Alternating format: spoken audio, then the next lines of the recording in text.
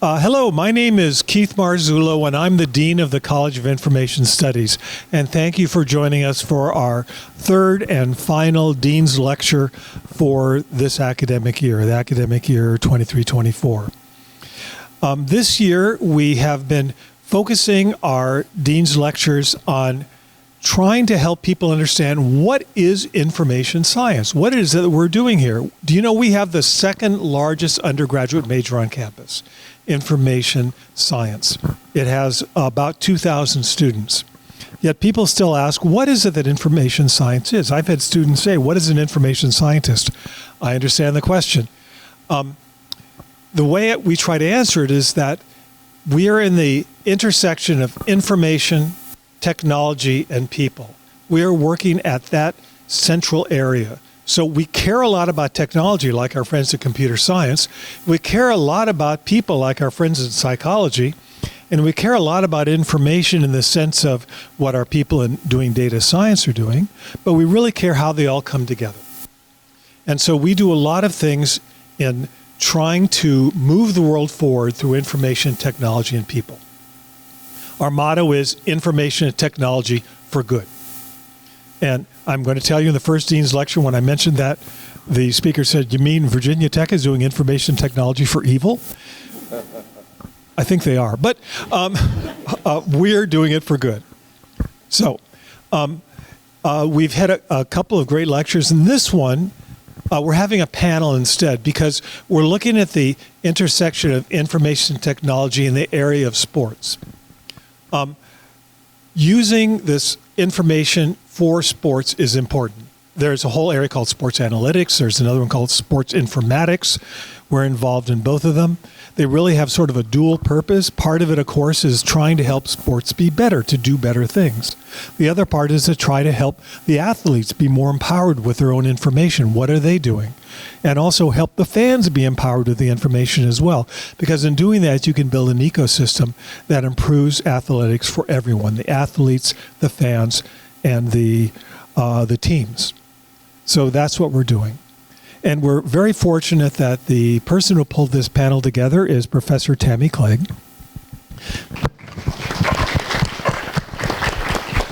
Tammy does amazing work at the intersection of education, informal education, human-computer interaction, and information.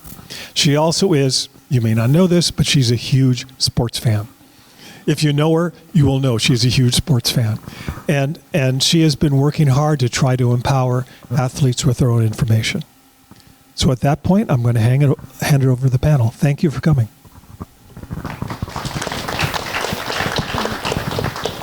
Thank you, Keith, and welcome everyone. We're super excited about this panel. So as Keith mentioned, in the Info College, we love to study and shape ways that information and technology is really changing and transforming society, and athletics is a super important context to study this in because, as Keith mentioned, athletics data is really shaping the way and transforming the way that athletics is done in all types of ways, from sports marketing to sports administration to coaching on the field to IT.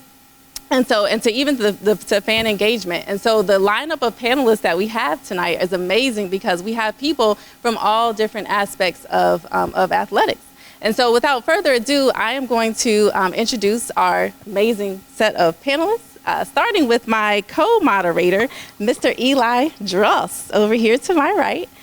So Eli is one of our senior InfoSci majors, but he also is an intern in athletics here. And so Eli is a Maryland native. He's a big sports enthusiast. He loves hockey, right? All the DC teams and all of our Maryland teams, all of our Terp teams as well. He's a big enthusiast. So Eli is putting his InfoSci knowledge to good use here, working in the IT department of athletics. So Eli's gonna co-moderate with me. And then here to my left, I have our athletics director at UMD, Mr. Damon Evans. And so Damon was named the Barry P. Gossett Director of Athletics for Maryland in 2018.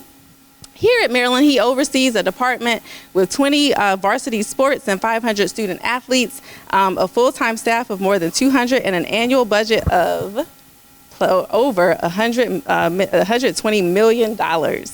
And so Damon's philosophy here at Maryland is one Maryland. And so he has a vision to unify the entire Maryland community to achieve unparalleled success in College Park. And we're here to help him do that.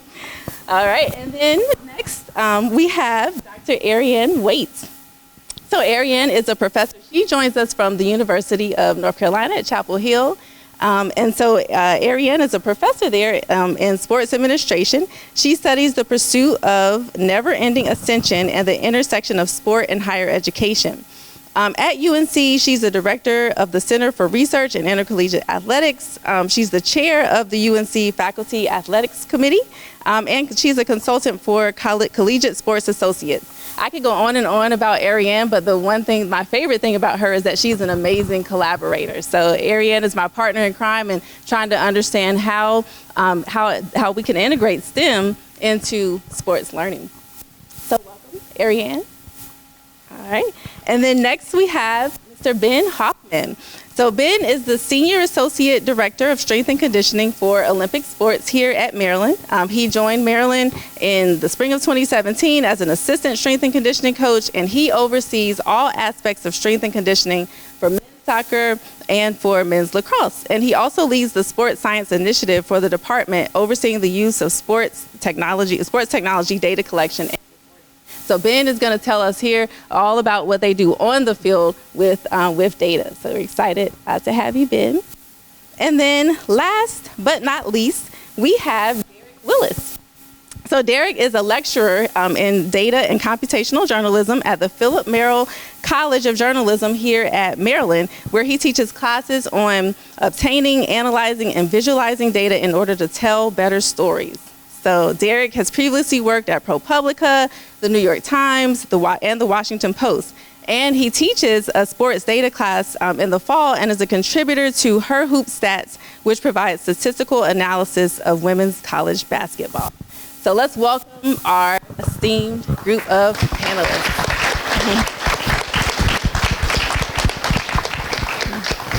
All right, so Eli and I have put together a set of questions for our panelists to engage in conversation and discussion. So Eli is going to kick us off with our first question. All right, so our first question, it's got two parts. Tell us about the role you see in sports analytics and data playing from your vantage point or perspective in athletics and sports. And then what are some opportunities for data analytics and you see having the most important impact in collegiate athletes at this current time? So that's our first question, and we were hoping to start off with one of the coaches. So maybe Ben, if you want to start off. Thanks, Eli. So I guess it'd be kind of to start answering that question would be talking about the technology that I kind of use on a daily basis. When I first got into strength and conditioning, I never thought that I'd be running force plates or collecting GPS data. I thought it was just about lifting weights and getting strong and helping other people do that. So it has drastically changed in the last decade or so I've been doing this. So currently here at Maryland, with the teams that I train and other teams that we have on campus, we have GPS technology that monitors what players are doing on the field or in the court during their practices, during their games.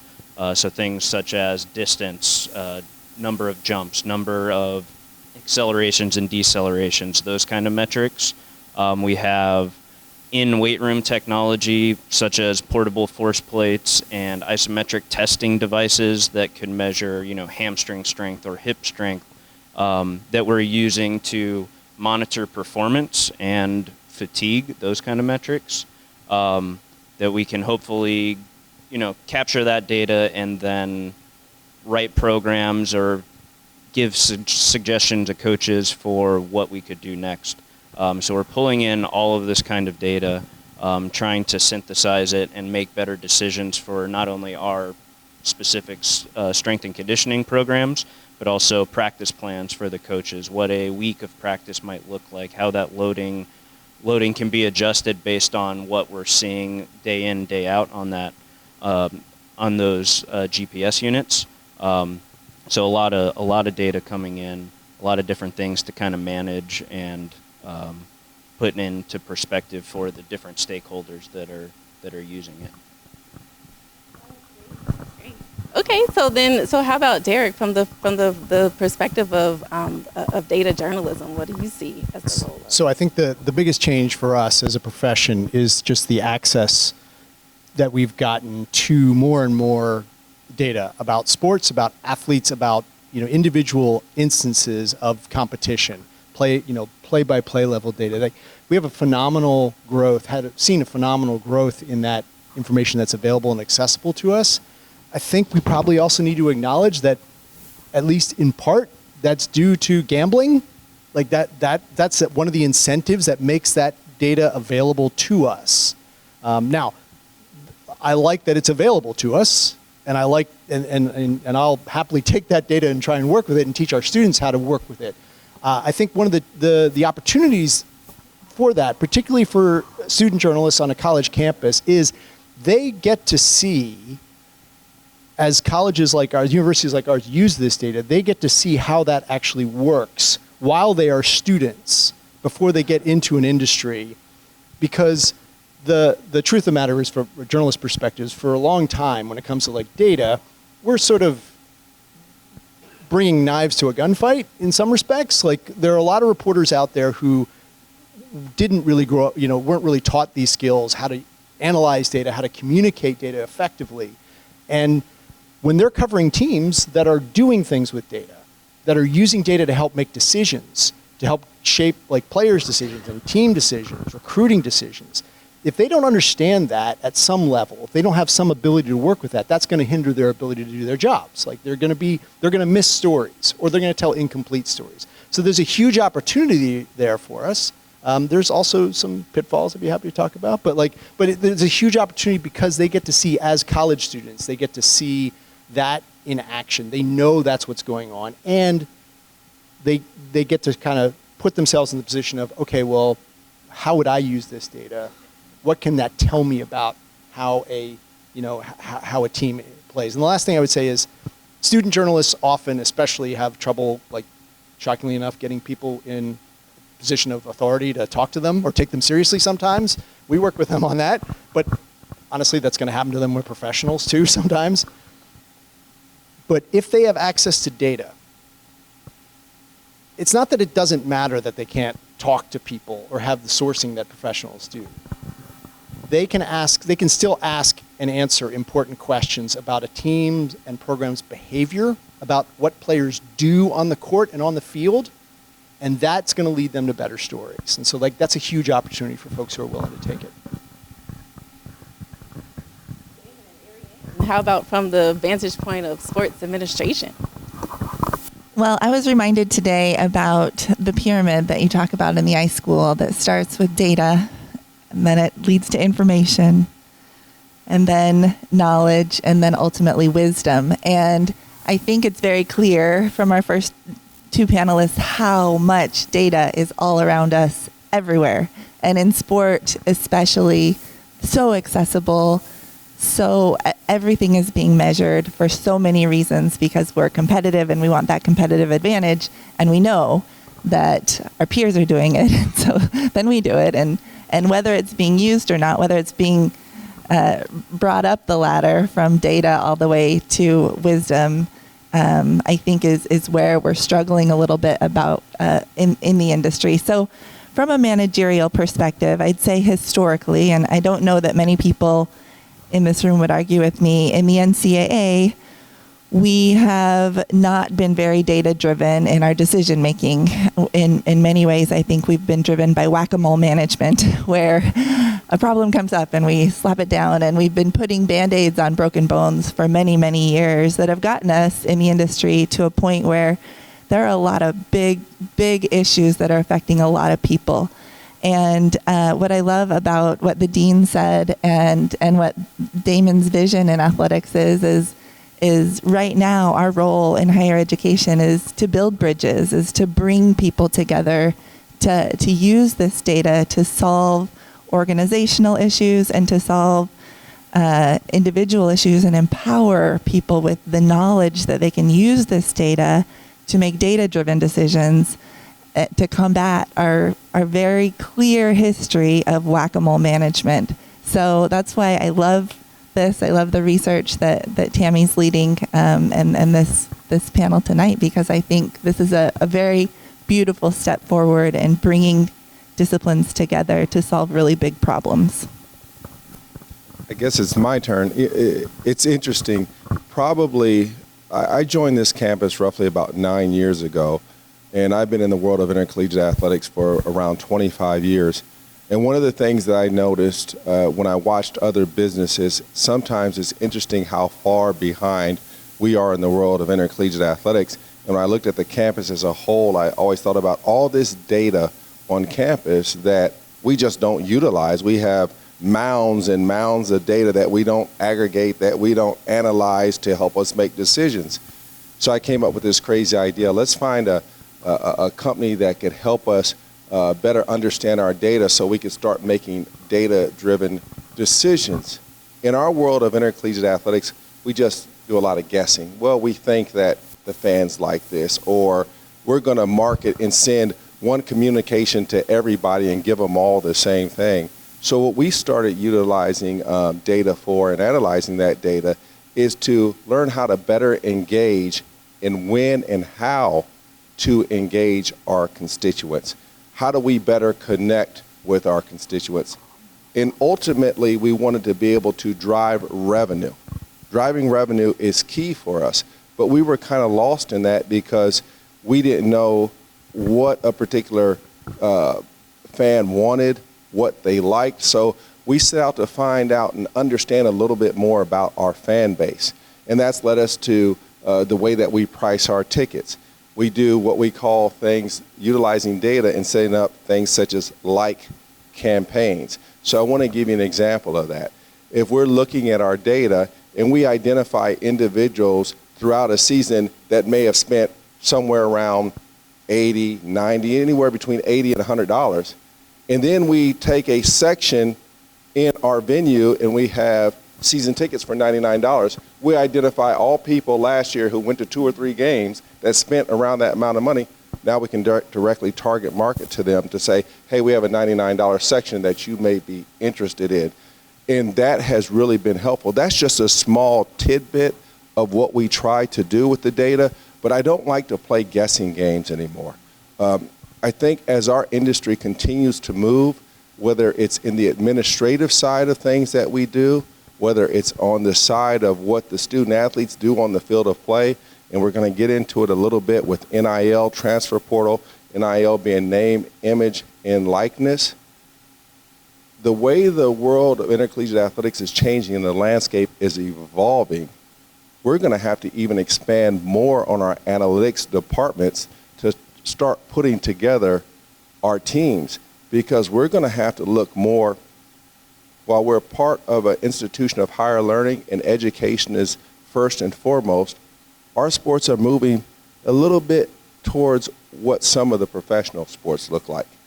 And in order to build rosters and keep up with what's happening, we're going to have to be able to analyze data in order to be able to get to where we want to. And so, so Damon and Erianne, this kind of leads me to a next question that I was going to start with you guys on, because you two have talked to me the most about this, about how the name, image, likeness ruling now that allows athletes to earn money for their name, image, and likeness, and the transfer portal rulings that now allow athletes to transfer to another institution and play immediately, have changed the landscape of athletics today. And Damon, I hear you talk a lot about this in our athletics council meetings, and Erianne, you and I talk a lot about this in our research meetings. And so what I'm wondering is, and I would like to hear from all of the panelists who have ideas about this, is what does this mean for how athletes need to individually manage, access, and analyze their data? Well, I can speak personally. I have a nephew that's 7'5", and well, I'm gonna use, his freshman year, he was at the University of Utah, strength and conditioning, put on 30 pounds of muscle, broke his foot because the extra weight was very heavy for him. Was injured for several years, bounced around, and now he's at the point where he's healthy and he's ready to go, but he has 3 years of no stats and this big question mark. Are coaches going to like him? Is he Power 5? Is he, where will he fit? And every coach that I've spoken with has talked about in this NIL era, it's becoming more and more important for athletes to own their data, own their likeness, and really market themselves. And so my advice to my nephew is you need to own your brand. You need to put together a story that shares your very unique experience and find the best fit for you. I think it's put a lot, just like everything that's happened, I think in the last decade in particular, a lot of the changes has just put more and more and more pressure on our athletes on top of the already 2 full-time jobs that they're balancing. And so when I look at NIL from the athlete perspective, and we could look at it from so many different perspectives, it's how to empower them to tell their stories with their own data. And then I just had a student do a thesis on the agency side of the world and looking at the value of college athlete endorsements versus professional men, women, and all of that data is brand new. We've only had to have a couple of years to know fan engagement and what that's looking like. So many opportunities for using data to help navigate this brand new world that we're in. Just to add to that, I was fortunate enough last week, I was sitting and having lunch with Mark Cuban. If you don't know who Mark Cuban is, and then you probably do, the owner of the Dallas Mavericks. He was here speaking to our football team. And so I asked him a question. I'm picking his brain because our world is changing with NIL. I'm going to be very, very candid in here. NIL has turned into something that we didn't think it would turn into. NIL is supposed to be student athletes being monetized for the use of their name, image, and likeness. That's one side of NIL. There's another side of NIL that's called collectives, which money is raised and student athletes are getting paid for supposedly services out there. But what it's turned our world into in the NIL marketplace is now with the coupled with the transfer portal, we've created what is in pro sports, free agency. So now student athletes are free to leave every year. And student athletes are assessing the market to see what they can get paid at another institution, quote unquote, for their name, image, and likeness. So with that being said, I'm going to speak on 2 fronts. What student athletes should be looking at with the data and what institutions are going to have to look at when assessing whether or not to bring a student athlete in, and they go hand in hand. And I'm going to start with the institution. One of the things that we were talking about in roster construction, right now in college sports, the old way was you go out, you recruit kids from 8th grade, 9th grade on, you continue to assess and evaluate. Now you're looking at kids who are not only in high school, but transfers from other places, and you're trying to construct a roster. And when you're trying to construct that roster, payment comes with that in some form or fashion. And one of the things that the professional ranks, they really do a good job at is utilizing analytics to put their rosters together. Taking the data that they derive from each of the athletes that they're looking at, and then utilizing that data in a way and addressing it to see if Damon matches Steve and would they work together? Is this the right roster to build? Because where we're novices in right now, and I'll just say it, just spending money does not mean you're going to have a great team. I can go in professional ranks, and this is not a knock against anyone. In baseball, typically over the past, the Yankees spend the most money. Right now it's the Dodgers. And our Baltimore Orioles had one of the lowest payrolls in the league last year. However, had one of the best teams. So they figured out what it took by analyzing the data of each individual player. So the way that we do business in college athletics now is going to be very, very different because we need to become more analytical in our approach to picking players. Not looking to see, oh, he's a 5-star, she's a 5-star, but really digging into what does that individual bring to the table. On the other side for the student athlete, because student athletes, quote unquote, to a certain extent, some of them are transferring. Some might want to call that shopping themselves around to see what the best deal that you can get. You do need to understand what makes you valuable, what your brand is, what your performance indicators are. So I'm going to go back to some of the things that Ben said. You might be a student athlete that hasn't gotten enough tape yet. But there are indicators that you can pass along to the institutions that you're looking at or that are looking at you. And I know one of the things that a lot of student athletes talk about, especially in the sport of football, is what was their maximum speed if they got up to 21 miles an hour or 22 miles an hour. What does their load management look like? All the performance metrics that you've attained while being at that institution, that's going to become valuable data for the next institution you look at. Because what I'm thinking about now, and I talk to our coaches shouldn't be doing that.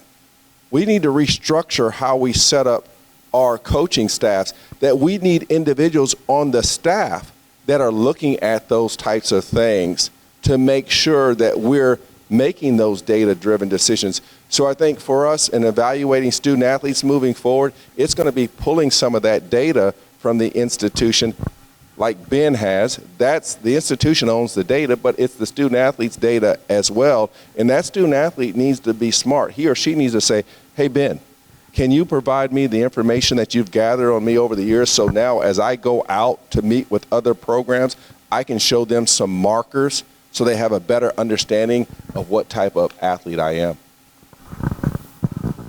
I can jump in there just for a minute. You sparked the differences in coaches that are utilizing data versus those that aren't, and it's all over the spectrum, which I think leads to coaching pipelines and educational programs for them. We have a women's soccer coach at UNC who has won 22 national championships and is the greatest connoisseur of data that I have ever met.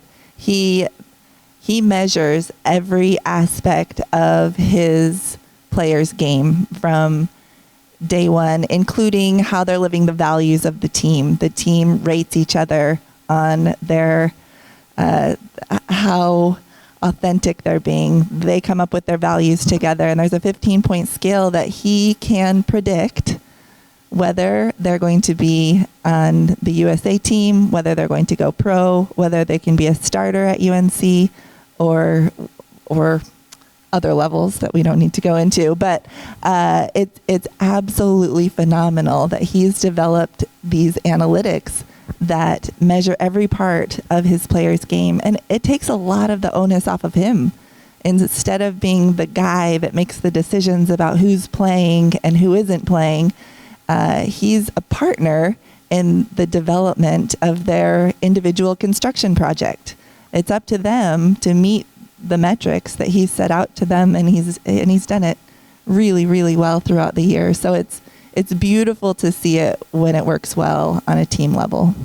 Yeah, listening to that, I mean, that is amazing. That's remarkable stuff. Listening to that as a journalist, my first question is, wow, that's also a lot of power.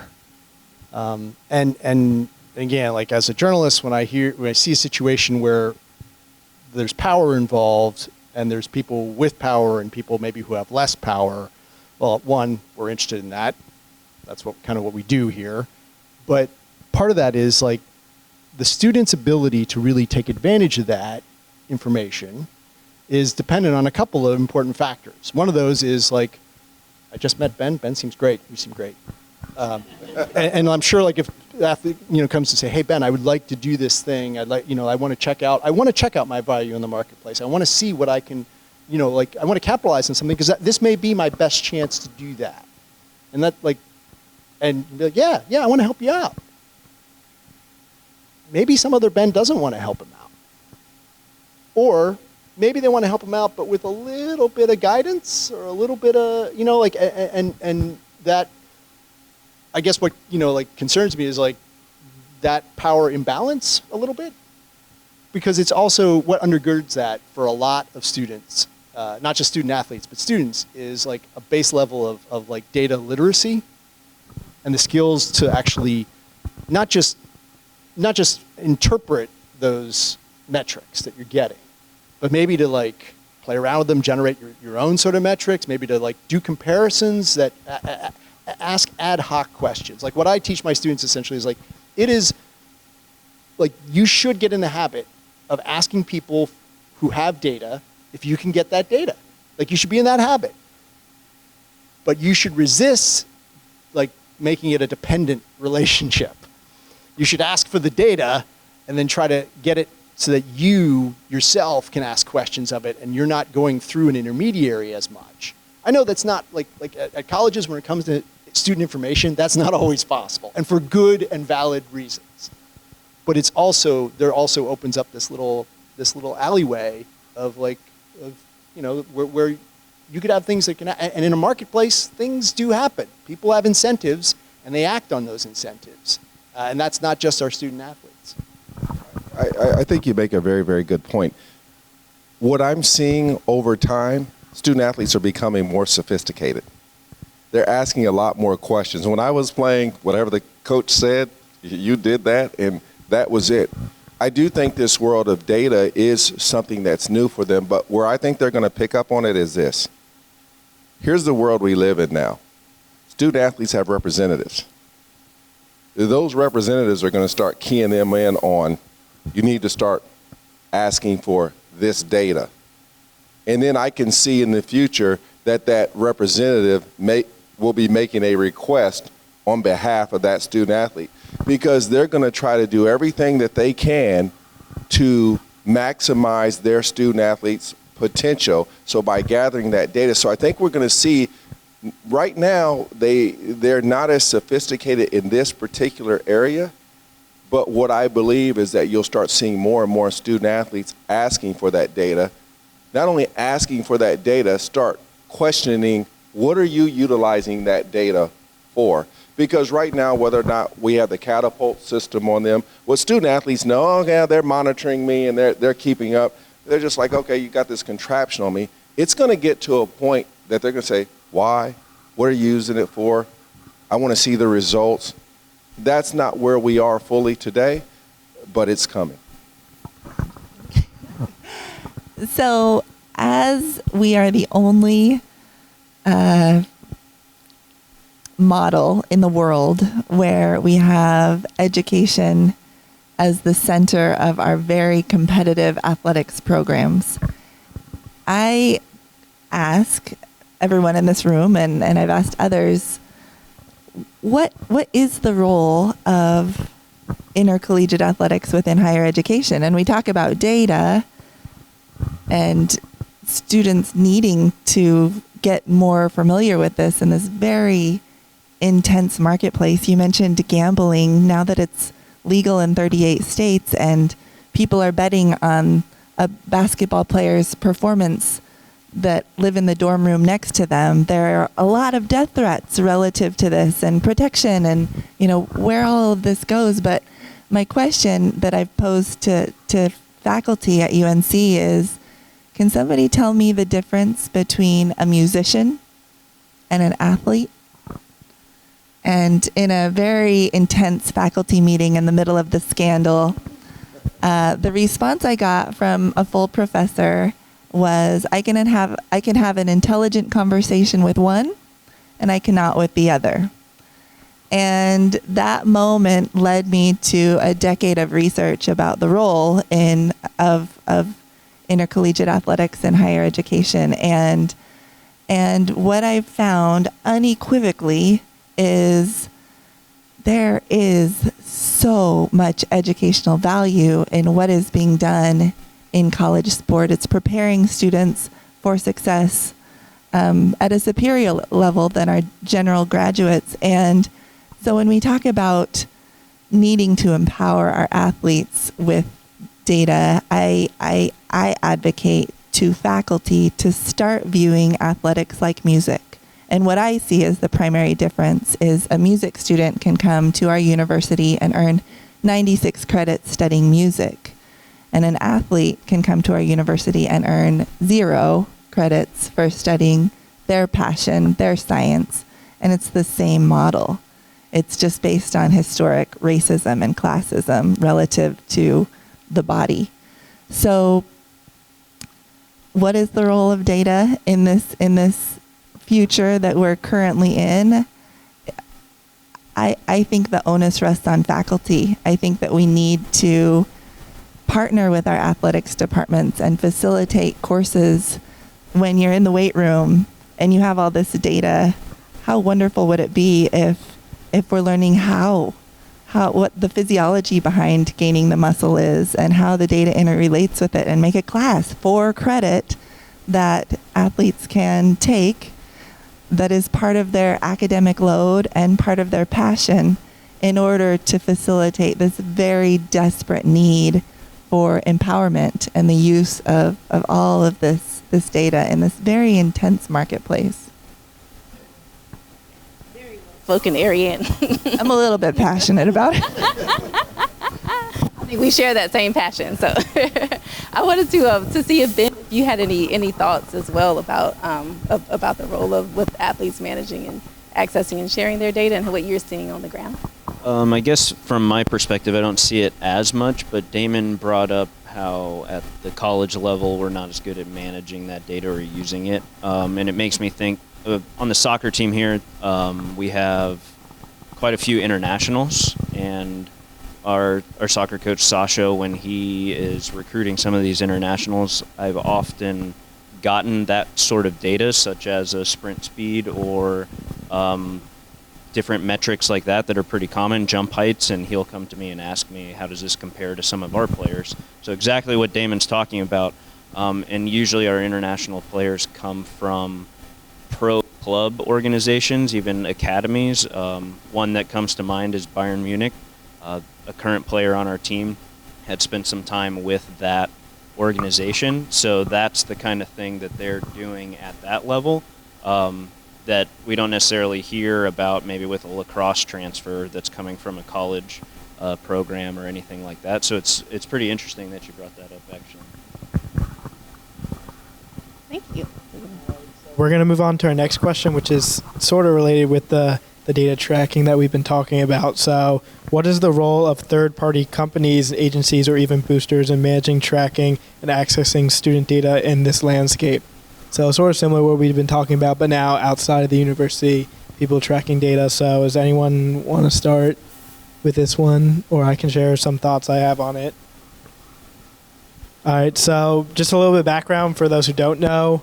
I'm a sports science intern, and what I do is so Ben talked about how the players wear all the trackers and stuff and track the data, and I help kind of collect that data and bring it in from those trackers and organize them to be passed on to people who are going to actually look at that data or pass that data off to players and stuff.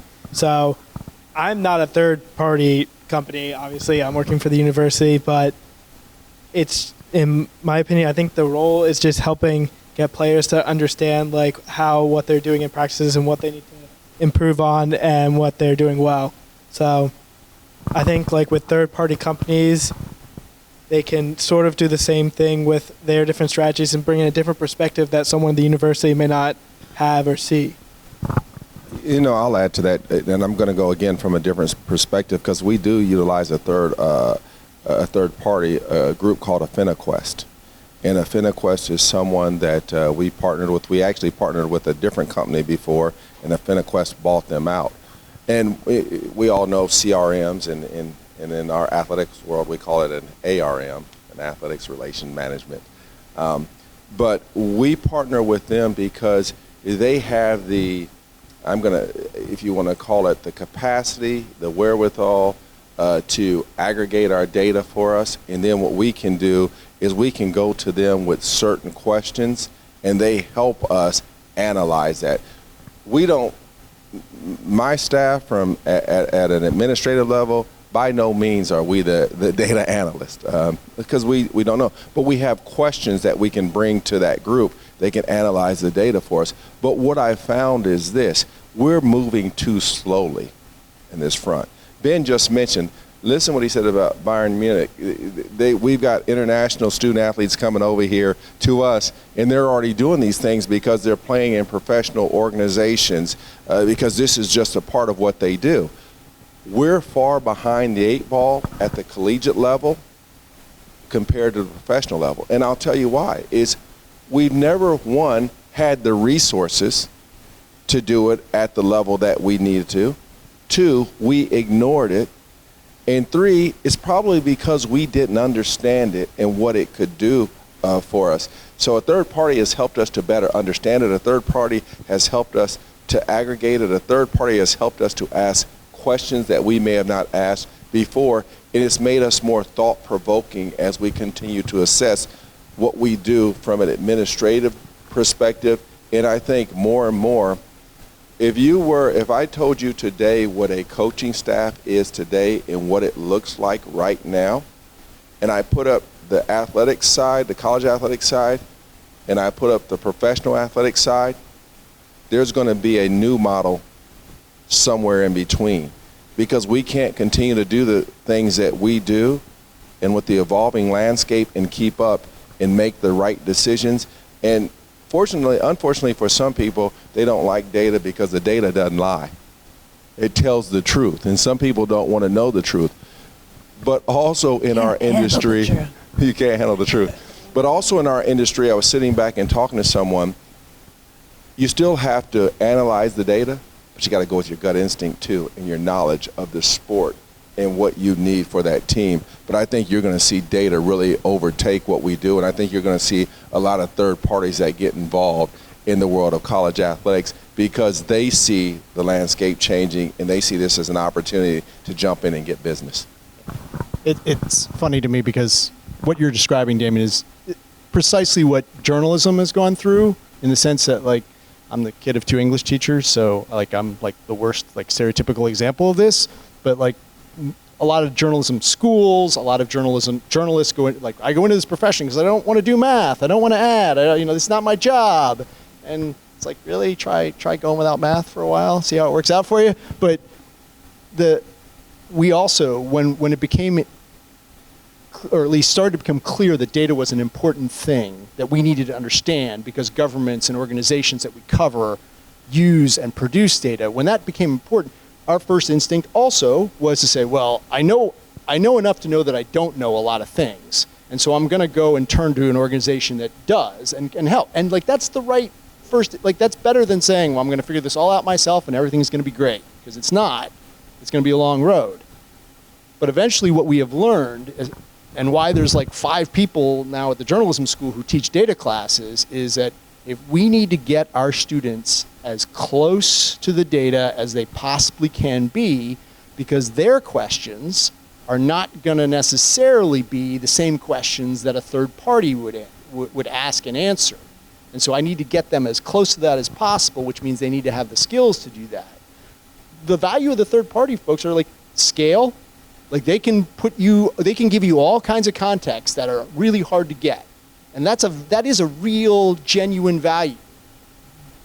But in terms of like having folks on your staff, on those coaching staff, who know what questions to ask, that's a skill that we need to really focus on and build. Because if we don't, like, we could have all the data in the world, but if we can't both ask the right questions and then learn the right lessons and then turn around and someone like Ben can actually communicate, hey, listen, this is what we need you to do to athletes and coaches. Like, it's like, to me, like, to my mind, like, yeah, we're going to need to rely on these third party. I think they're going to play a role for a pretty substantial amount of time. I think at the same time, we need to be developing that capacity from below. And I think, like, universities have a really important role here to play, because we can get our students interning and getting that experience and developing the tools and building that pipeline so that when it comes to it, some future version of the University of Maryland is like, no, we have our own folks and we have our own data, and we can ask even better questions because we actually control almost all of that information environment. I think you hit the nail right on the head. It's interesting. and Sherburne, who works with me in our athletics department, and we've talked about in this new evolution how we're going to have to restructure our athletics department. And so when I was saying that mile in between, we are going to have the people on staff who know how to ask the right questions. And I take a sport, I'm going to use basketball right now. If I told you what is basketball going to look like in the future, we've got a head coach, we've got 3 assistants, we've got graduate assistants, we've got all these people who are focused on coaching. And they go out and recruit. But with the new marketplace and the money that's going around, with having to make decisions quickly because of transfer portal and things of that nature, what I found is that we don't have the right people on those staffs to make the decisions that we need or to ask the questions. And so what I see a basketball team looking like this: head coach, assistant coaches, general manager, analytics division, potentially a capologist. And that resembles nothing of what we are. We've got to put people in positions to ask questions, analyze data, and give the head coach. Isn't it funny? Have you ever noticed in pro sports, the head coach doesn't draft the players. It's the general manager and the head of the team, the president. The coach has some input, but all the information that they're gathering, the analytics, is coming from that scouting department. And then they make a decision. That's where we're moving, so that's why we're going to have to change the type of people that we bring on board as we continue to evolve with what's happening in our world. I just want to give a little bit of perspective. I was having a conversation with our athletic director at UNC the other day about data in our athletic department, and he said, I just want to show you something. And he pulled up a screen with company logos, and there were probably 30. And he said, these are all of the third-party vendors that we're paying for on-field data analytics, data collection.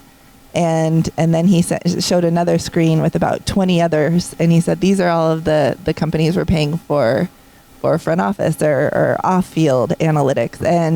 And a lot of it, because our athletic departments, just like our universities, are very siloed. Each coach, each sport has its own analytics company, and going on institutional theory and institutional isomorphism, we do what we see our peers doing. And so if they know that Duke has this software program and they're using it to analyze our movements on the field, then we need to get it. And do they fully understand what it is? Maybe, or we're spending a lot of money and not fully utilizing the capabilities. But the amount of third-party asks that are coming to our athletic departments, and the amount of money we're spending on it, and maybe not fully utilizing the power that data can bring, and whether we're synergizing it and bringing it all together is a whole nother layer of complication. We're not fully utilizing it. Let's be candid. I mean, I'm never going to sugarcoat it here. What we don't know is we see. You said, "Oh, they're doing that over there. We got to do it." I think those of us in college athletics understand that data is important, but when you don't have a good working knowledge of it, you always try to find someone else to do it for you, and then you like to be able to say, "Hey, you know what? We've got a data company that we utilize, and we're just barely touching the surface of all this data that we sit on, and that's where we've got to get better. Sometimes I think when we're looking at why can't we sell more season tickets, or why don't we perform better with donors, or why don't we have this over here, and it's because we don't have the information that we need to make the decisions. What we need to do is we need to become more focused. And you're right. What's hard about a college athletics department is this: many things. But in this vein, if you work for the Baltimore Ravens, your analytics department is focusing specifically on football. We got 20 sports here. Some schools got 36 sports. And so now all of a sudden, when you try to have that one, because that's what you would like to have, instead of having analytics people for this sport, you'd like to have an analytics team for your entire athletics department that would cover all your sports and understand that what you're looking for in certain sports is very different than others.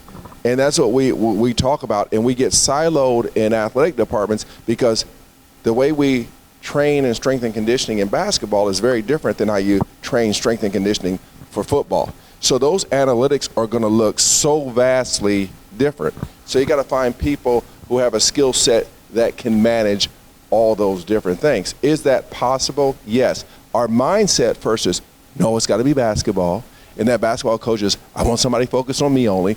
Football, I want someone focused on me. Lacrosse. And so we've got to figure that piece of it out. And but we haven't even touched the surface yet. Yeah.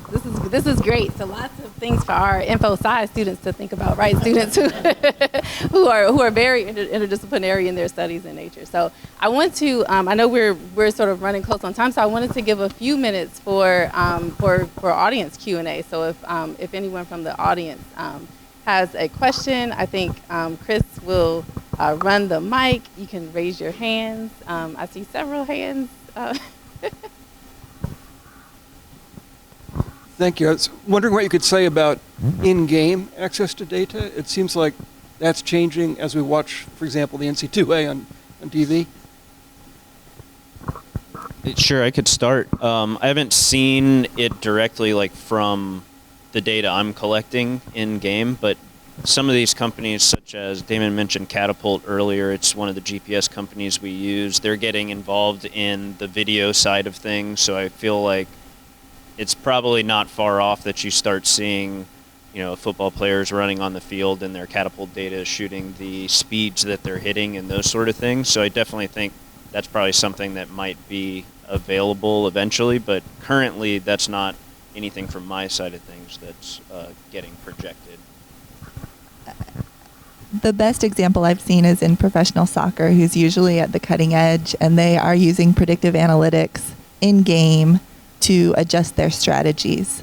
So they have everything monitored and are making in-game decisions based on that. And of course, we want to see that as we think about getting a competitive advantage. If we know one sport's doing it, we want to know how, and then it's going to trickle down. Yeah, I think there's some sports that are more conducive to this, easier access. Soccer is certainly one of them, but professional cricket as well. International cricket is also, the pacing and timing of the game of the sport actually lends itself to, hey, we have a couple seconds here to actually analyze this thing.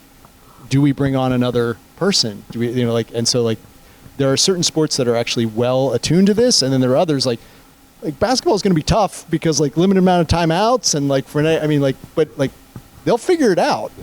It's interesting that so I was sitting in a Big Ten meeting. We had at the Big Ten office, we had some meetings, and we had a company approach us about football and basketball of putting player data, like Ben just mentioned, on the screen.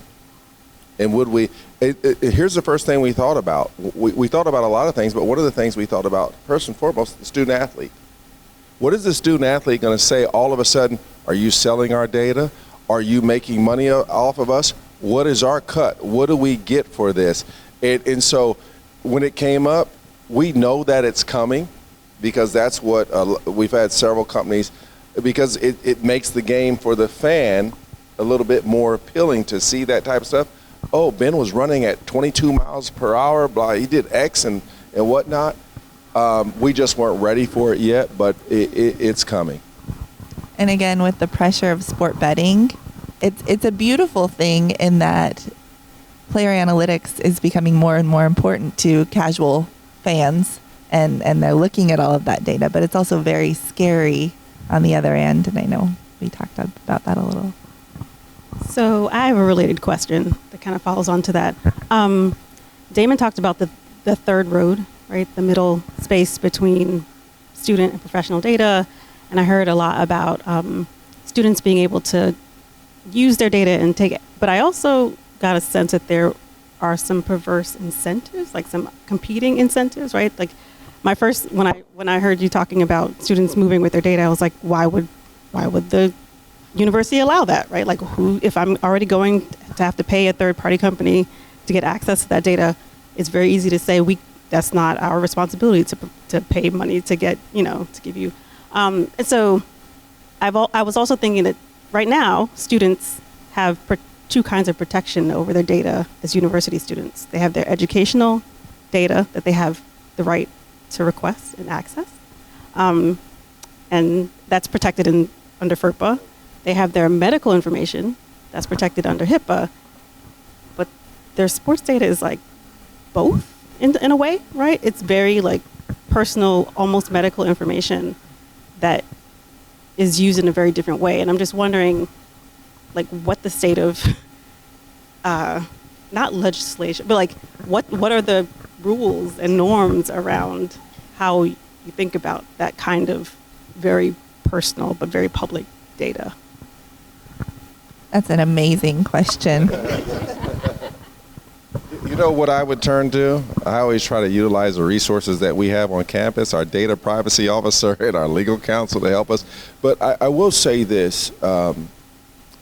This is what I found. Because sometimes when you said competing interest, so all of a sudden a student athlete wants to transfer and leave the University of Maryland, and he or she says, I would like to access the data that Ben has on me because that may be helpful in my transfer. From where I sit, you know what I'm going to do? I'm going to give them the information that's going to be helpful so they can move on. And the other thing, there will be institutions that will say, I'm not doing that. You're leaving here. Why should I give you that information? I'm just cut from a cloth is this. We brought young men and young women here to give them a great experience. And I want them to have that experience here. But if at the end of the day they choose to leave, I've always said I don't want someone to be here who doesn't want to be here. And my job is to help young people grow and develop. And so I don't have, if that's going to help them along the way, as long as it's done the right way, that's what I'm going to do. But I can also look at this. For those institutions who might come back and say, I'm not giving you any information, I'm not going to help you. What I found is student athletes are very, is it the word litigious nowadays? That lawsuit's coming. And you know what, every time a lawsuit comes from student athletes, I've been noticing as of late, everyone tends to fold. And so at the end of the day, if it's information on them, I think we need to understand the world of intercollegiate athletics. Within the data privacy laws and everything, as long as that information is passed along in the right manner, I think that's what we should be doing. I totally agree. My own like nightmare scenarios for this, and like I don't like enjoy thinking of this, but like my own nightmare scenarios actually don't involve transferring. They involve an athlete who stays, but whom like either like, and again, I think this is an extraordinarily rare circumstances. I don't think this is a common practice. I hope it's not, but I can conceive of it happening essentially where a staff or a coach or someone gains some information about their condition, their physical condition, maybe their mental condition, and either does something or doesn't do something, and oftentimes it would be the latter, to intervene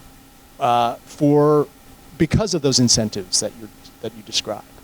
And depending on what institution you're at, like that can be catastrophic for someone. And so like that to me is kind of the nightmare scenario, is like when, again, this information imbalance, if someone other than the athlete knows something about them or can reach a conclusion about them based on data that they have, that they then don't provide to the athlete or delay providing to the athlete, like, I mean, yeah, eventually probably it'll come out and probably someone will sue, but like, it's very difficult to undo. Like I could see some of the circumstances where it's very difficult to undo some of the harm that could occur under those scenarios. I'm not sure what you do that because people are going to do what they're going to do, and like regulation. If someone wants to, incentives can overrule both good sense and the law a lot of the time anyway. So I'm not sure we could like legislate our way out of that. I think we just have to have like people who are willing to do the right thing. But for us all. Thank you. I want to thank our panelists. I do want to close, I guess, with one 15-second question because I know we're out of time. But for our students, in the room who may be interested in getting into into sports science or data analytics or sports analytics, like what are some ways that they can get involved with athletics, either here in Maryland or other pursuits that they might explore beyond Maryland? Does anybody have any thoughts about that? As a student myself, the way I got involved is I was just looking everywhere in the fall for internships, things to do, because I had a class schedule, but that's all I was doing. And so the best way for you guys to get involved is just to reach out to people you think might have opportunities or something that you could do, and just keep reaching out until you hear back. And it was me just sending out hundreds and hundreds of applications and things all around until I finally got some answers back and was able to find something to do. So it's just the repetition of trying to find someone who has use for what you can offer. And we actually have a lot of opportunities within even just the Olympic sports department, but with football and basketball as well. And I think it's kind of on my side needing to do a better job to get those avenues out there so people like you don't have to send out hundreds of applications, because we need a lot of help.